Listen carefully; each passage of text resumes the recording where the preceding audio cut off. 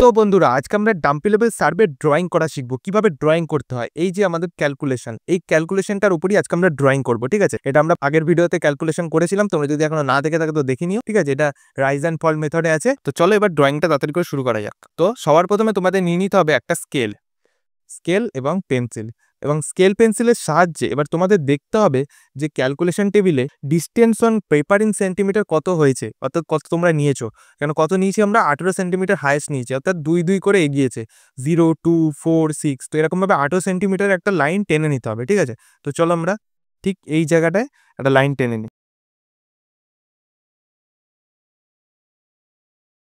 তো দেখতে পাচ্ছ কেন আমি একটা 18 সেন্টিমিটার লাইন টেনে নিয়েছি। এখন কিন্তু স্কেল সরালো হবে না, স্কেলটাকে ধরে রেখে এখানে যে পরবর্তী যে ভ্যালুগুলো আছে, মানে পরবর্তী যে সেন্টিমিটারগুলো 2 4 6 8 10 12, এগুলো আমরা এখানে মার্ক করে নেবো। ঠিক আছে, স্কেল সরালে চলবে না, কারণ স্কেল সরিয়ে দিলে আবার তোমাদের স্কেলটাকে বসাতে হবে, তাহলে তখন প্রবলেম হতে পারে।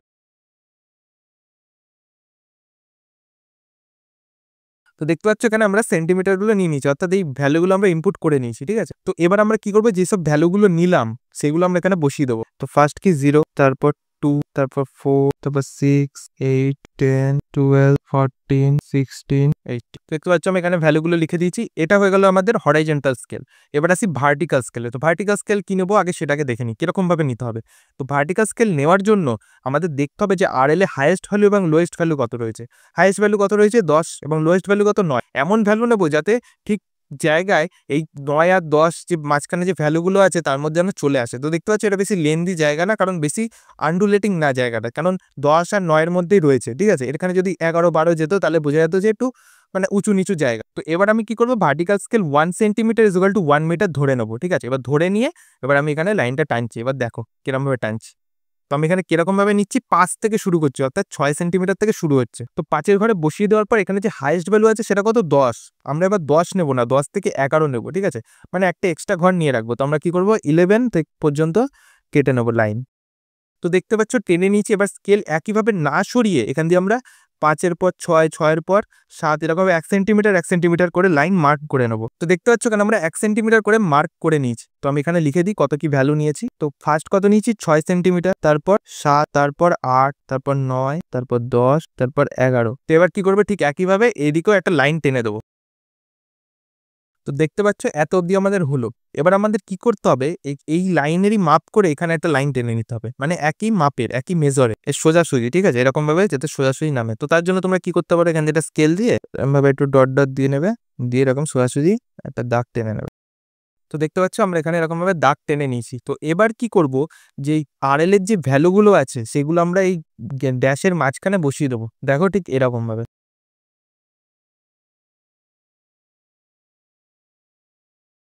তো দেখতে পাচ্ছ আমি এখানে ভ্যালুগুলো বসিয়ে নিয়েছি। তো এবার যেই স্টেশনগুলো আছে স্টেশনের নামগুলো আমরা এখানে লিখে দেবো, A B C D E F G H I J. দেখতে পাচ্ছ স্টেশনের নামগুলো বসিয়ে দিলাম। এবার আমাদের দেখতে হবে যে চেঞ্জ পয়েন্ট কোন স্টেশনে রয়েছে। তো চেঞ্জ পয়েন্ট আমাদের কোন স্টেশনে রয়েছে, এই যে ডি স্টেশনে। এই দেখো এটা হলো চেঞ্জ পয়েন্ট।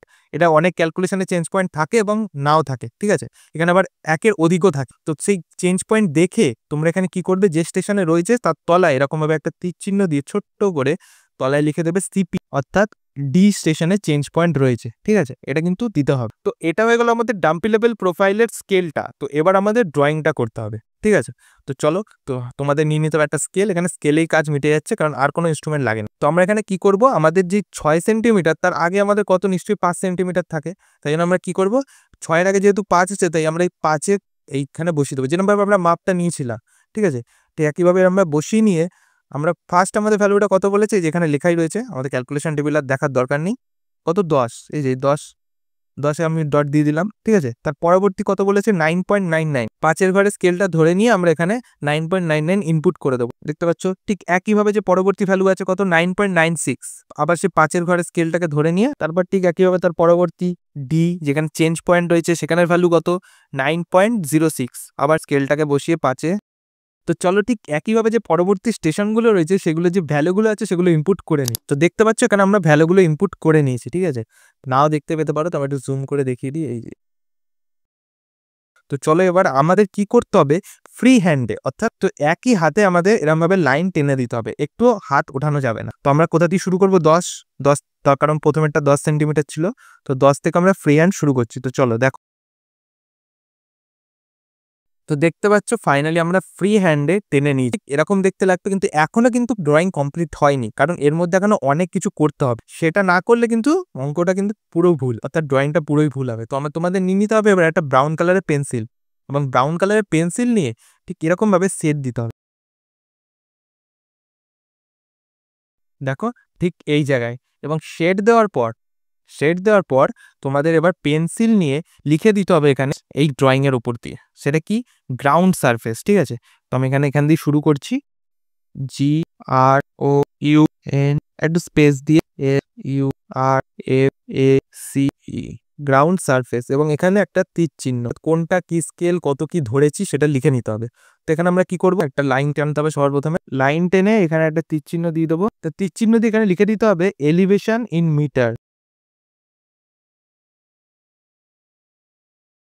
তারপর নিচে ঠিক এই জায়গায় লিখবে ডেটাম, এবং এখানে লিখবে ডিস্টেন্স ইন মিটার, এবং তার ঠিক তলায় এরকম ভাবে খাতাটাকে ঘুরিয়ে এখানে লিখে দেবে RL ইন মিটার। ঠিক আছে, এবং লাস্টে এই জায়গাটা লিখে দেবে স্টেশন, কারণ এগুলো সব স্টেশন। এবং এর নিচে এবার তোমাদের লিখতে হবে কত কি স্কেল আমরা ধরেছি।